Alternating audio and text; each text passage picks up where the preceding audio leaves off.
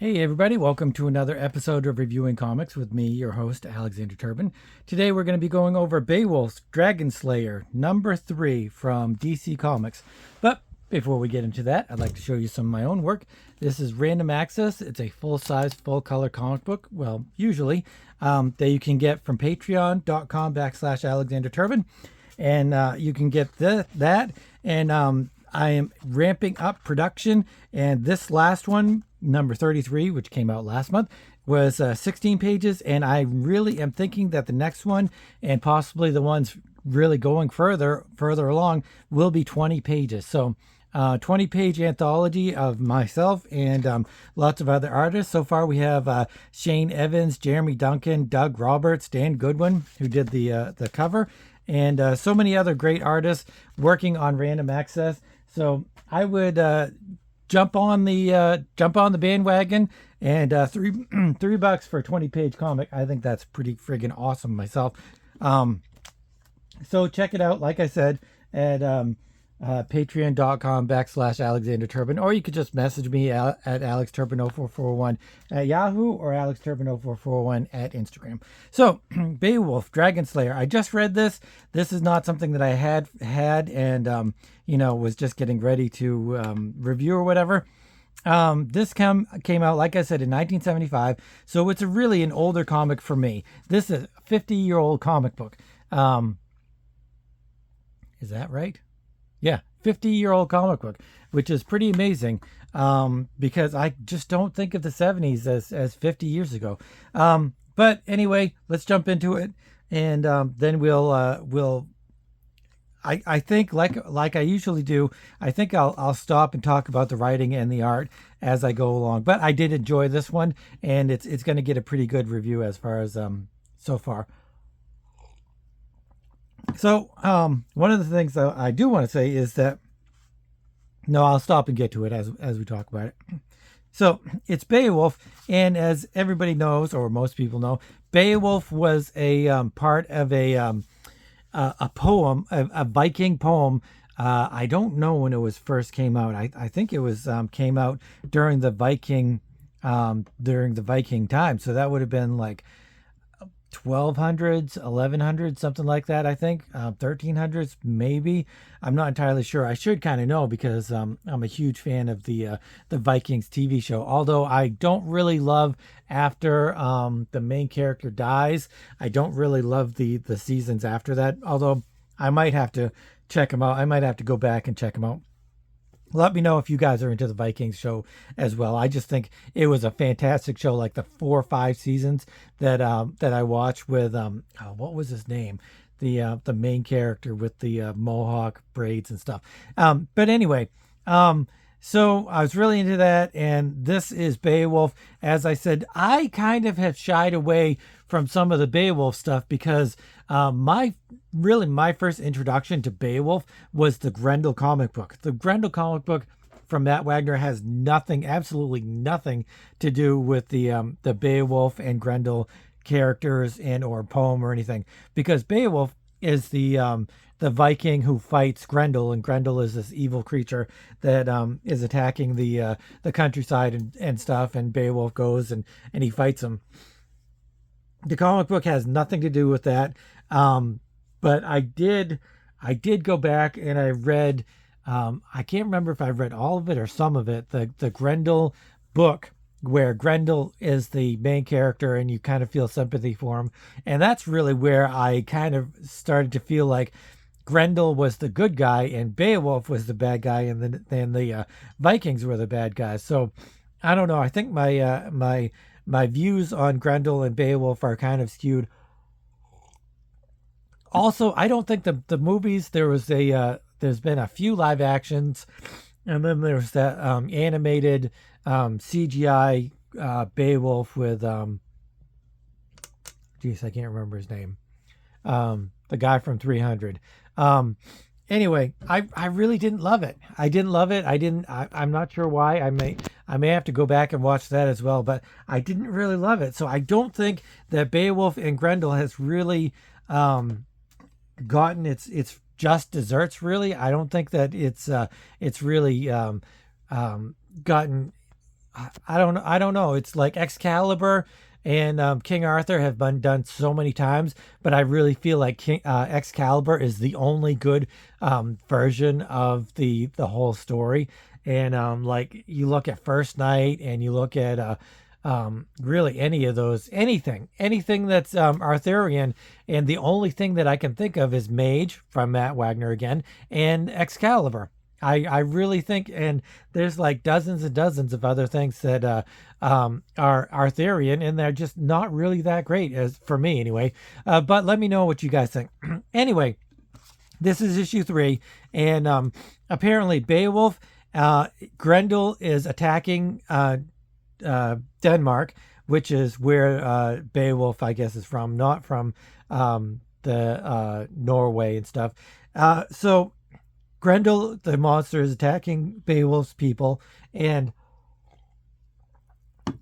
Beowulf goes off to find on a quest to find some power big enough to destroy or kill Grendel. So he goes to this is a really kind of an odd book, and I really don't know how to get into some of the different things that are going on here. But apparently he found Satan, and he made a deal with Satan to did he find no he found Satan or something. He talked to Satan. I'm not entirely sure. Anybody that's read 1 or 2, please let me know exactly what happened, because as far as I can say, well, I'll read the Our Story So Far, which they do have that, which, I really like from comic books.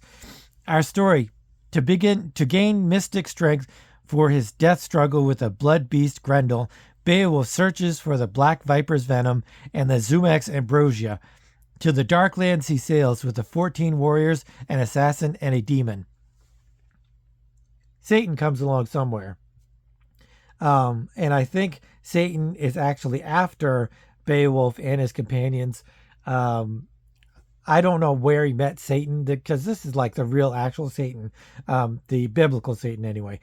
There's a few biblical references in here. So they are intertwining this Norse mythology or this Norse poem along with Anglo-Christian Saxon beliefs, which is kind of makes sense, because the Vikings did become Christians, and the Danes also became Christian, and so it kind of makes a lot of sense.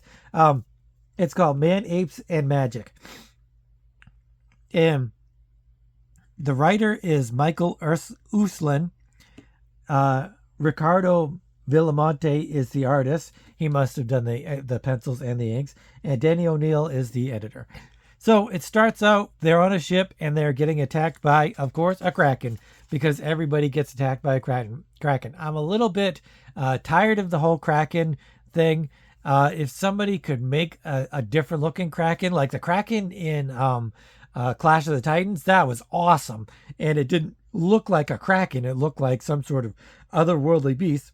So it was a little bit different, but I'm just kind of a little bit tired of the whole kraken being this octopus squid-like creature. If they're going to use a kraken, then mix it up a little bit. I mean, the tropes have just gone on a little bit too far. Make it different somehow. I'm not entirely sure how, but you can make it different somehow. So all of the crew members, the fighters, they're attacking the kraken, and it kills one of them. It does kill one of them, although it says, "Help me, my prince. I will die. I will. No, let me go. Let me be." So apparently he kills him. It doesn't actually say that, but later on it does say it. Although his name was Wilzon, panic like a newborn cub. Wiglaf, you were to get me 14 of the best warriors. How do you explain this? Good help is hard to find these days, my prince. So there's a little bit of humor in the book, and it's modern-ish humor too, as you'll see later on a little bit. And so I'm not entirely sure where I stand on that, but it's all right. I'm enjoying that part, because overall I enjoy the book. So if I overall enjoy something, I'm more likely to let the little things that I don't love so much kind of go. If you overall don't enjoy a comic book, a movie, or whatever, then you're gonna nitpick every little thing, and the good things you're gonna just kind of discard, forget about. Kind of like Wolverine origin, where there were some really cool parts of that movie, like the very beginning where Hugh Jackman and what's his name are gonna kind of going through life, and where you learn how Wolverine got his claws and stuff. That was a cool part, and there's some other cool parts too. But there's so much garbage in between and everywhere that the movie itself is not a great movie. So you kind of can nitpick and take everything, explode the bad parts and kind of forget about the good parts. So anyway, Beowulf, who is the this guy with the horns, and he looks really cool. His costume looks really cool. I'm really enjoying it, but there's a part where I'm not enjoying so much. And the Kraken has one of the 14 warriors held, and then there's this woman. Wiglaf will die unless cleanse. Who's the woman's name? Nancy. I'm not in love with the names of these characters, but that's okay. So Nancy comes swinging her sword. She's some sort of she doesn't look like she's a Viking, but she kind of looks like maybe she's an Amazonian of some sort. Like I said, I haven't read the first two issues, so I really don't know that part. But she looks like an Amazonian. She's dressed like what's her name? Not She-Ra. Who is that? That's Khazar's sister. Is it Khazar's sister? I can't remember. Anyway, what is her name? Shanna. Shanna? Is it Shanna? Is she like a female Tarzan character? Wasn't she mixed in with Khazar? That's like a Marvel thing? But I think I remember seeing. I think that's something else. So anyway, anybody that knows anything about that, let me know. I'd really appreciate it. So Beowulf gets up on the mast of the ship, and he decides that he's going to take the fight to the Kraken, and that enough people have died, and he's just going to attack the Kraken as he will. He's got this huge mace, which is awesome, and I love this panel progression. There's 4 panels where it starts small, gets bigger, bigger, bigger. I don't, however, love his expression. Like, why are his eyes closed? Why is he smiling? He should be like in rage, and he should have used the whole panel. Like, this should have been either his whole face, or he should have been twisted so that it shows more of the character. I do like these 3 panels here. It could have used a little bit more excitement to them, but I do like it. I just wish there was more to the outcome. And he smashes the beast again. I kind of wish that this was showing him using the mace on the beast's head instead of bouncing back. But it's an explosion. I don't understand why there's an explosion. A mystic bursting of the essence of the hell demon, and the Prince of Darkness acknowledges the message because he says, "A message, your unholy master Satan. Give him this from Beowulf." And then it says all that stuff about bursting. So I guess that makes sense, the explosion and stuff. So some of the great 1975 advertisements, and I might have to stop and look at some of these, because not this one so much, but later on. The any 6 tapes or records, I love those advertisements. They're funny. They're all in the water. I don't know why. There was an explosion. Shouldn't have the ship had been blown up, but it wasn't. They get on board. Apparently there's a wizard and some sort of shapeshifter. Let's read this. Be not so boastful. Triumph, Satan has lost again. Be not so boastful, my friend. This is all but a game for him, and he has not yet decided its end. For now, I would like to know where the noble Unferth was during this fight. Last I saw, he was running for shelter below with that sniveling Silent One behind him. So, Silent One is this knight character, I think, and Unferth is the wizard. And there's also a demon, so I'm not entirely sure what they're talking about, the demon. He comes up aboard, and he's trying to make excuses why he was running away from the Kraken, and Beowulf's just not having any of it. When we reach, the Silent One decides that Beowulf is gonna die when they reach their destination and stuff. Um, Beowulf's thoughts turn from Unferth to Satan, and he looks to the enigmatic man thing called the Shaper for answers. So I guess the Shaper, Unferth, is Unferth the Shaper? I'm not entirely sure. Or is the Shaper's the demon, and no, or is this Unferth, and this is the Shaper, or the Silent One? I can't remember. I mean, I can't understand it. I don't know what it is. Which is, it's fine. It's fine. Okay. Because it's cool. If it's cool and I don't understand it, then I can kind of piece things together. Hopefully. Summon word, Shaper, I seek your advice how to counter this devil. The way to kill a devil is to call the one he feared. Put your souls together and together summon word. I looked up weird, or WYRD, and it's supposed to be like another word for prophecy or something like that. I think in this, it is some sort of character or god or something like that. So it's not really an enigmatic kind of word. It's a creature, it's a character, something like that. Summon Word himself, an awesome idea that culminates in a strange seance at sea and brings the cold touch of dread to the mightiest warriors. So they're doing a seance. This is one of those things in comics where it shows, it says, but it doesn't show. I think they could have shown actual seance, which would have been cool, but this is a Comics Code Authority, so they're not going to push it too far. They're lucky they got away with it was a seance, and this Shaper, wizard, whatever he is, makes a seance and is summoning something. But it's funny, he says this, which this is Harry Houdini, is that you? So it adds a little bit of an element of humor to it. I think that's supposed to be humorous. It's also, I'm not entirely sure why they would put Harry Houdini in this when he's, not even a twinkle in his mother's eye at this, or even his great grandmother's eye at this point, I would think. So then something is summoned, and it's some sort of continue your travels and fear neither man nor demon. Your destiny lies beyond the horizon.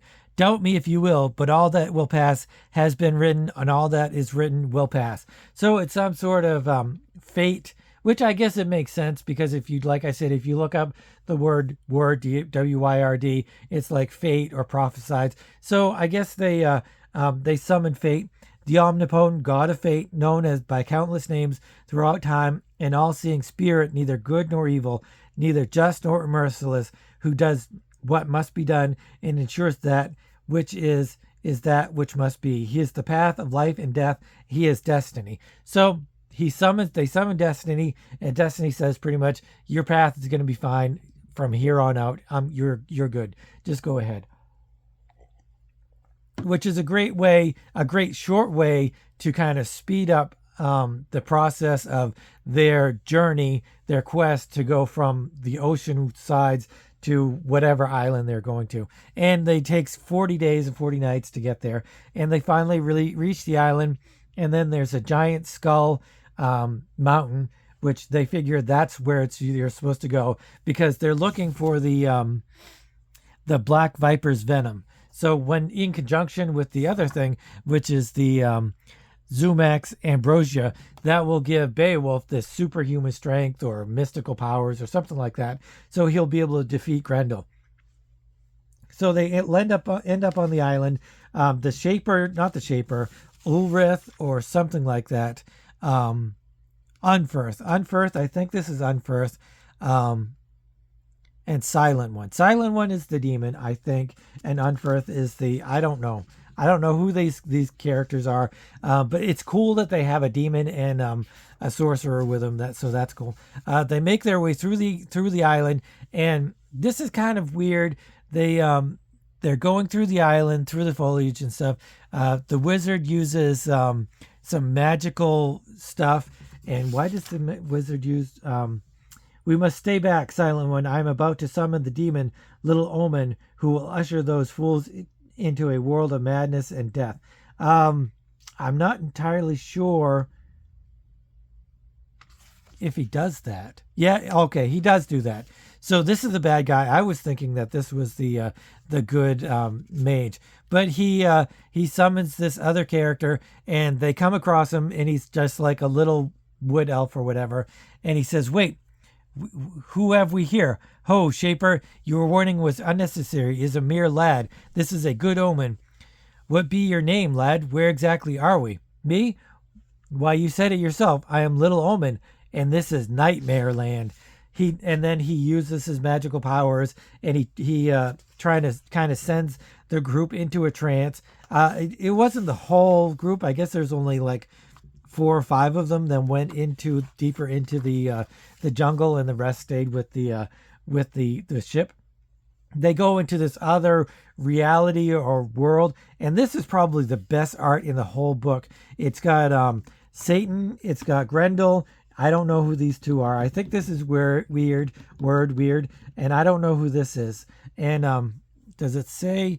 And on they drift in stark terror, reliving each forgotten endless nightmare they had since childhood. So each one of the characters has different nightmares and different things that scare them, and this is the one.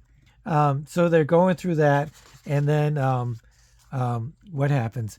With each nightmare, the foursome loses more touch with reality, and the hammer of madness begins to unhinge their minds. Finally, this must cease. The Shaper may no longer be demeaned by such sorcery. Disperse this spell of nightmare and pain, weird. Bind the omen in tangible chain. Free us, imp, I command you. So the Shaper is the good mage, and this other Ulfgard, whatever his name is, he is stopped by the mage, and this little guy just takes off, and they end up right where they were before, and they're like, I think we have never moved from this place. That all experience occurred in our minds. Is that not so, Shaper? Perhaps. So he doesn't say yes or no whether or not they really went to another universe, another parallel dimension, or something like that. I think they did. I personally think they did. They go along. There's more adventures to be had, and they come across pygmy headhunters, and some awesome advertisements here. Some more 1975 comic book advertisements. One of the cool things is Count Dante, deadliest man alive, and his Black Dragon Fighting Society. How awesome is that? That is truly awesome. Now the world's deadliest fighting secrets can be yours, and you would send away that for stuff. I missed the I thought I saw this. Oh yeah, learn the secret powers of the deadliest killers in the Orient. This is 75, so Bruce Lee is probably a big hit right now, and Jackie Chan. So comic books and everybody and their uncle is trying to cash in on the whole ninja kung fu karate craze that was going on at that time. So that was really an interesting thing to see. I love these old advertisements and stuff. And then it cuts to Grendel doing his thing in Denmark. It says, as Beowulf's quest continues, Daneland still falls before the murderous night stranger Grendel. Within the enchanted of Castle Hrothgar dwells the blood beast, unchaining his fury against the devil's own man-apes. Don't really understand the man-apes. Doesn't really give any kind of, doesn't show them at all in the whole book except for this little panel here. And is he killing them? Why is he killing them? Who are they? But Grendel is just kind of making mass, killing everything. But I don't understand why. I mean, that's man-apes and magic. I don't understand why so much of the title is man-apes, and yet they're only one little panel, and like nowhere else is it in the rest of the comic. So that's really kind of unusual. So Grendel is kind of just going through this forest and swamp, just killing everything and smashing everything. And then he gets a visage of Satan. Hear me, Grendel, I will not countenance rebellion. If you return to your mother's den, I will vow that Beowulf will be yours on the next full moon. Curse you, Satan. Grendel goes, but makes this his vow. Grendel tires of serving a master. If Beowulf does not come when the moon grows full, Grendel will enter hell and rip Satan to pieces. So that was a nice little aside. Beowulf, they come across the pygmies, and he says he's going to use kindness and niceness. He doesn't want to kill any of the pygmies. He doesn't want to fight the pygmies. So he goes up to him and he says, we're peaceful, and would you help us get the venom? And they get attacked by the pygmies, and everybody's like, oh, that was a great idea, stupid Beowulf. So they have to fight everybody off. This is a pretty bad looking panel here. Why does it look like her head is falling off of her body? But the pygmies are tiny. Why are the pygmies so tiny? I don't understand that. And the wood nymph was very small too. Was it just that they didn't have enough room to put all of these characters in there? I just don't know. So they're all fighting. Nancy and is killing a bunch of pygmies, but the pygmies obviously don't pose much of a threat, because one actually strikes one of the warriors, and his sword just kind of bounces off. So they're small and they're little, and like it's no big deal, I guess. Hrothgar goes and meets the king pygmy, who is a regular sized person, and they have this discussion that the king pygmy, my chief believes that the viper is a god who guards his life, and I obey his commands. Now do you surrender? No, I claim victory. Beowulf grabs one of the pygmies and is going to kill him, but he says, I will not kill him if you help us with the viper venom. And the king, he's not even the king, he's just like probably a hero of the pygmy people or whatever. He realizes that Beowulf is true to his word, and he doesn't want to fight, and that he does come in peace. So he realizes that the venom and all of that stuff is probably just a trick. So he sends them on his way. But Beowulf leaves his compatriots behind, especially Nancy. I guess they have some sort of romantic relationship going on. Because she wants to go with him, but he says no, and she has to be consoled. He's not even taking any weapons with him. He's just going off into the den, and this is like any great sword and sorcery book. It's got a kraken, and yes, it's got a giant snake. He goes to the pit of the giant snake, the serpent, and this is also, it's like some of this Judeo-Christian kind of stuff is going on. I will meet the viper with my hands bare, and let God in his wisdom extend his hand where he will reward whom he chooses. So this is a very religious kind of comic book. I think they're trying to it's another story for not Jason, maybe Jason and the Argonauts, or no, that's not biblical.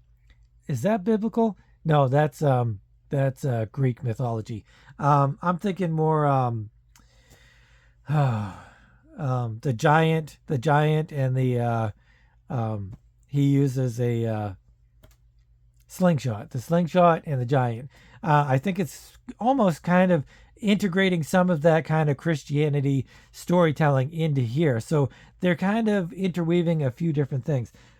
Beowulf goes to the edge of the cliff, and he's upset that he didn't bring a torch, but then he kind of falls. He falls down to the bottom of the ravine or whatever, and that's where he finds the serpent. And like I said, any good sword and sorcery book story has a giant serpent, just like the first Conan movie, obviously. And he could just kind of whoops around, and he avoids the giant serpent, and trying to figure out what to do. And he grabs a hold of the serpent's tail, and eventually grabs a hold of his head, and then he gets in between the serpent's mouth, and he just holds his head up like that. Was there anything else like? They do that in not Godzilla, King Kong. When King Kong fights the T-Rexes, he rips open the T-Rex's mouth, and then he kills him. And I think that's what they're going for here. Obviously, this is way before the King Kong movie, the Peter Jackson King Kong movie. But he's holding his own, and the I don't know why he didn't bring a sword and just stab him in the head, but he didn't. And he holds on and crack. I guess the mouth of the serpent breaks, and so he just dies, which is silly, super silly, because snakes, as everybody knows, their mouth can like unhitch, their jaws can unhinge, and that's how they get things that are 3, 4, 5 times bigger than themselves. I mean, they eat rabbits, which are huge, and so this is just kind of makes no sense. I wish he had just brought a sword and killed him that way. But he gets the venom from the creature, and he says he doesn't feel any differently, but I suppose I won't until I drink the ambrosia of the Zumak. And so he just says, then it will be my life or the soulless life of the thing called Grendel. So much has transpired so quickly. The moon will soon be full, and we will then have crossed the desert where Satan Zumak awaits. Next, Valley of the Shadow of Death. So like I said, Valley of Shadow of Death. Lots of religious stuff going on here, and which, it is what it is. It's cool. So I did enjoy this book. I enjoyed it a lot, actually. Not so much. Well, the writing is really good. This Michael Uslan. I don't mind the silliness of Harry Houdini. Is this you? I don't mind that I didn't like their names. It's just a nice, good old-fashioned sword and sorcery, swashbuckling kind of fight scenes, and the art is really good. I only had that one little problem. It's not even really a problem. It's just something maybe I would have done a little bit differently, and to maybe make things a little bit spicier, I guess. I enjoyed the art a lot. I really like his horned helmet, and it's like got daggers for the sides. I really enjoy that. I really think that's cool. I love the demonology stuff where they're summoning this god. I really like that. So there's a ton of stuff that I really, really enjoyed about this book. I love how this little pixie elf or whatever sends them into another dimension and to face their fears. I do wish that they had maybe expanded upon this little scene a little bit more. I think that would have been a little bit more interesting, and they could have maybe taken off some of they could have done away with the pygmy hunters completely. I think the pygmy hunter headhunters scene, I don't think they needed that at all. They should have extended the this little thing and had Beowulf maybe kill him somehow or something like that. I don't know. I think that would have been cool. I like this little aside of Grendel causing mischief and mayhem, and so I really enjoyed it. I enjoyed the story. I enjoyed the characters, and like I said, 7 is a base. If I go over 7 or at 7, I would buy more if I see them in the dollar bin. Yes, I 100% would get more of these. I think it's really fun to read. One of the things that I wanted to show was where is it? It's an advertisement for the other. I saw it. Here we go. It's an advertisement for all of the different new DC comics and characters that came along during this time, and then in like 2 years after this, they were all canceled. Like, here's the Claw. I did a video review of that. So if you're into this kind of stuff, go check out my review of the Claw. And Tor, which was a Joe Kubert character, and he must have done that character by himself. But Warlord probably was the only one that survived any of that, or maybe it was brought up again. I'm not entirely sure. But so Beowulf and Claw are the ones that I've looked at. Maybe I'll try to find maybe I'll try to find all of these, and then I'll do reviews of all of those, because these are all, it's like an expansion of all of these characters in their own books, and then they canceled all of them. So like I said, I enjoyed it. I'm gonna give it a 8.5. I like the cover. Cover's okay. I can't give it a 9 or 10 because it's just not that good. But an 8.5, it goes above and beyond. Like I said, 7 baseline for if I would get more, and I would definitely look for more of these. I will 100% be keeping these in mind when I go through the dollar bin 100%. So anyway, Beowulf Dragon Slayer. There's only 7 issues, I think, or 8 issues, something like that. So it's a very limited run before it was canceled. Let me know if you guys have read this, or if this is brand new to you, and if it's something that you would be into, even though it has all of these religious references and that Harry Houdini thing. Does that make it a little bit campy for you? Is it something that you really kind of wouldn't be into, or what? Let me know. So anyway, if you're new to the channel, this is the kind of stuff I do, only I do a little bit more indie stuff, reviews, indie comics from the 70s, 80s, 90s, but really any kind of weird, different thing. And sword and sorcery. If it's sword and sorcery linked, I'm probably going to look at it and review it, because that is kind of my genre that I really love. So if you're into that, please consider subscribing, hitting the notification bell, and all of that cool stuff. And but even more than that, I love comments. I love the comment section. I love hearing your guys's opinions on things, and whether you like it, don't like it, whether it's new to you, whether you got it back in the day. Is it one of those comics that, back when I was young, sometimes, or when I was first collecting comics, I'd stop at a yard sale and I'd pick up, all these comic books for a quarter each, or 20 cents each, or whatever, and they would be in crappy condition, but I would love them, and I would go home and I'd read them and I'd love them. So was that your experiences as well? Let me know. I'd really love to hear it. So anyway, it's Friday, and we've got hopefully, fingers crossed, we're gonna have a special, not interview, but like kind of video with Jamie, who's doing the Crom anthology, which is coming out in a few days, and we're going to be doing that with Joe, and hopefully the three of us will hammer out a really cool, fun video, and we'll see what we come up with. But I'm going to be doing that on Instagram tomorrow, probably at 12:30 Eastern time, but we still have to figure that out for sure. But anyway, it's going to be a cool video, and I hope you guys join us for that.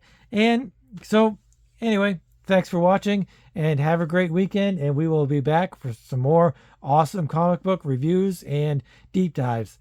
And as we always say, keep on creating.